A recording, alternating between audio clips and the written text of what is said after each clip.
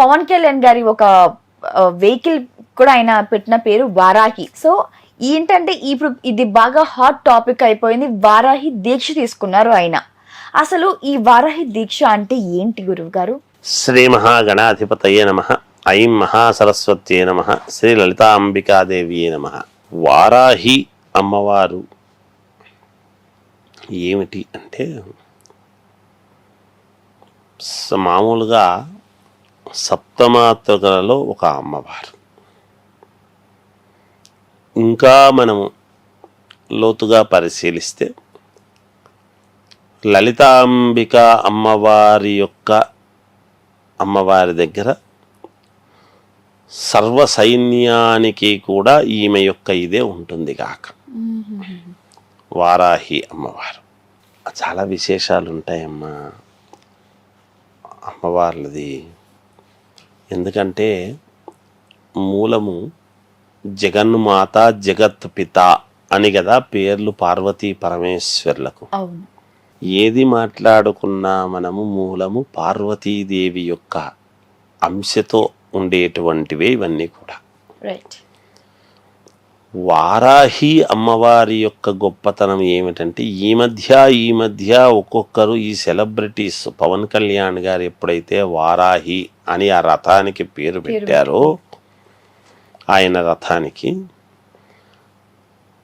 వారాహి అమ్మవారిది అని పెట్టడములోనే ఆ వారాహి అమ్మవారు పదము పలికితేనే ఎటువంటి అడ్డంకులు ఉండవు. ఉన్న అడ్డంకులన్నీ తొలగిపోతాయి.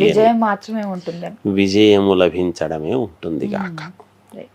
విజయమే లభిస్తుంది అనటానికి పవన్ కళ్యాణ్ గారే సాక్ష్యం.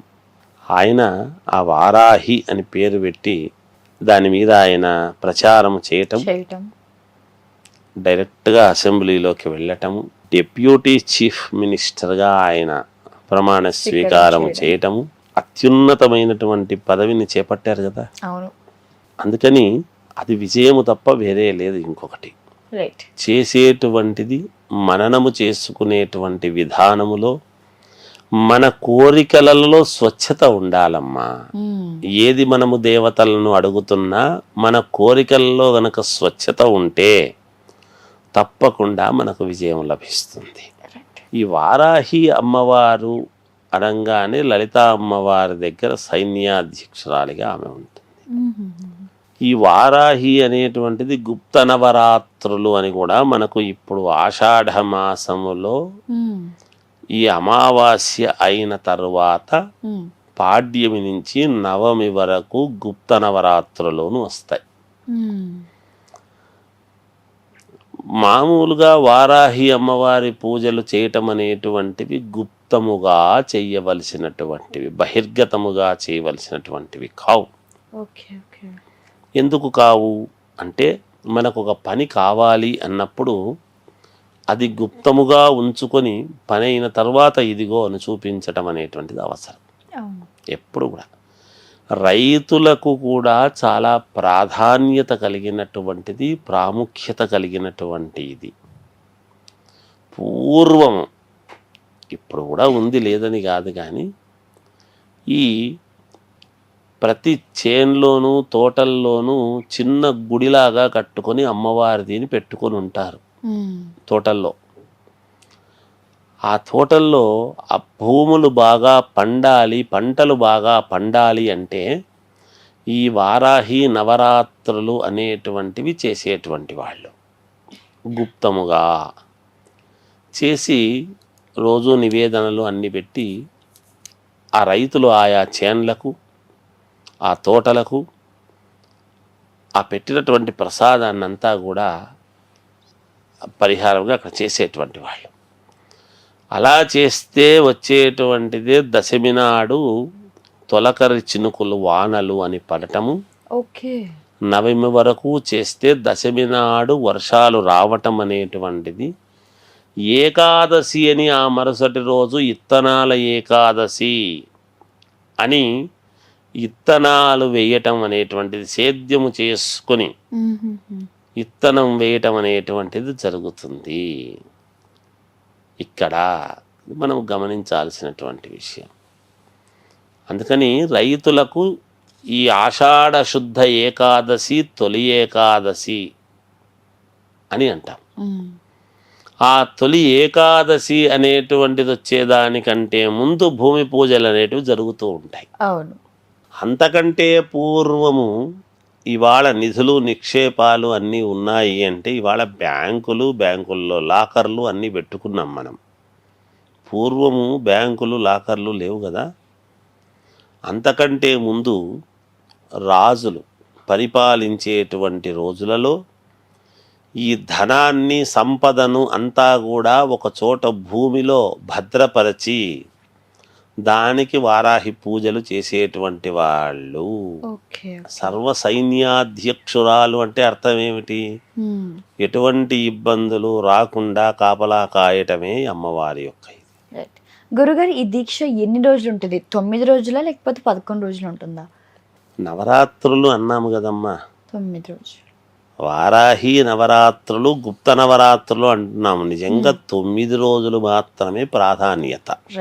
అయితే ఒక రోజు వేసుకునేటువంటి దానికి ఒక రోజు విడుపు దానికి అని చెప్పి 11 రోజులు అని ఉంటారు.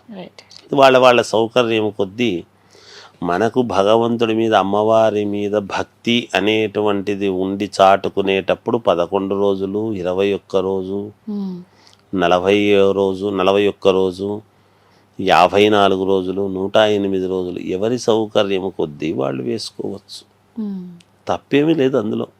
నేను ఎన్ని రోజులే ఉండాలి అని. కాకపోతే 9 రోజులు మాత్రం ప్రత్యేకం కంపల్సరిగా ఉండాలి. గురుగారు, నాకు ఒక చిన్న డౌట్ ఏంటంటే, మనం ఏ దీక్షలో భవాని మాల లేకపోతే అయ్యప్ప మాల, హనుమాన్, ఏ దేవుని మనం అనుకొని మాల వేసుకున్నా ఆ టైంలో వాళ్ళు చెప్పులు వేసుకోరు.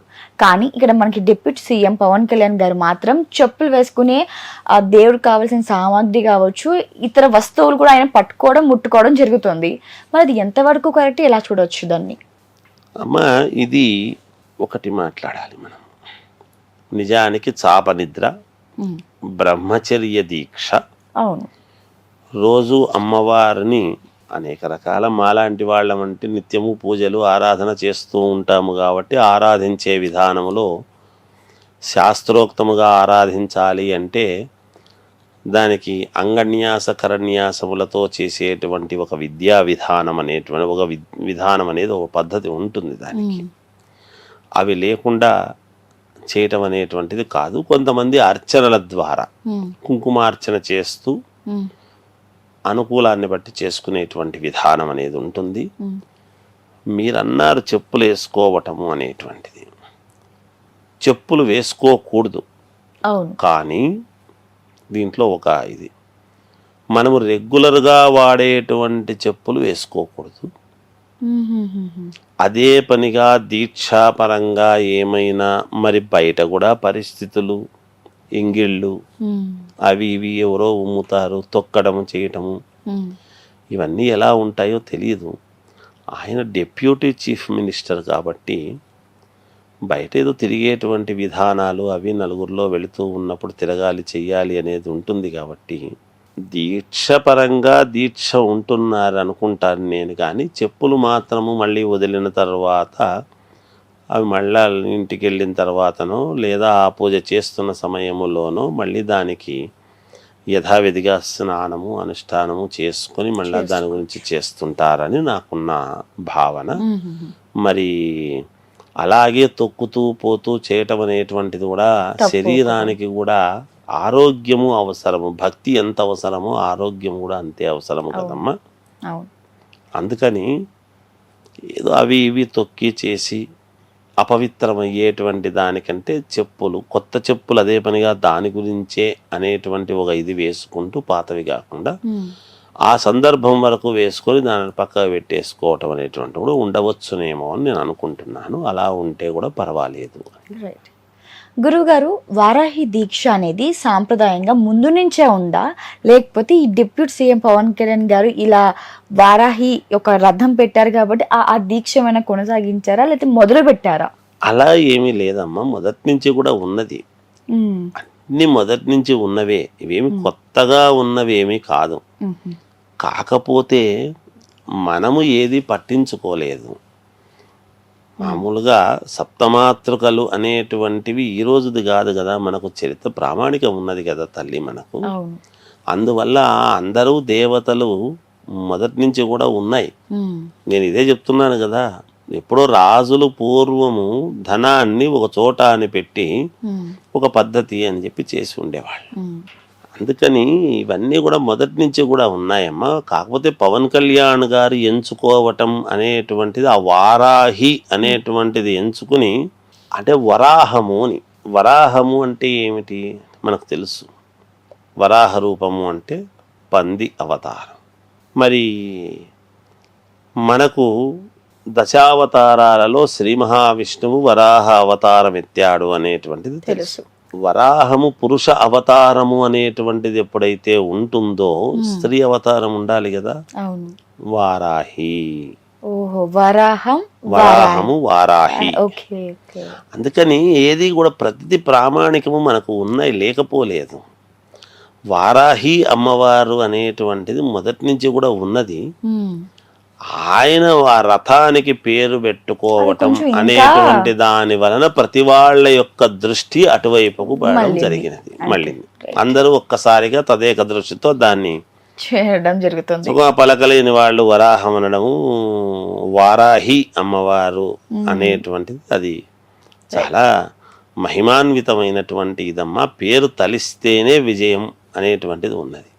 ఇంకా పూజ నిత్యము అనుష్ఠానంగా చేసుకుంటే ఉమ్, దిగ్విజయమే. దిగ్విజయమే. అందుకు తల్లి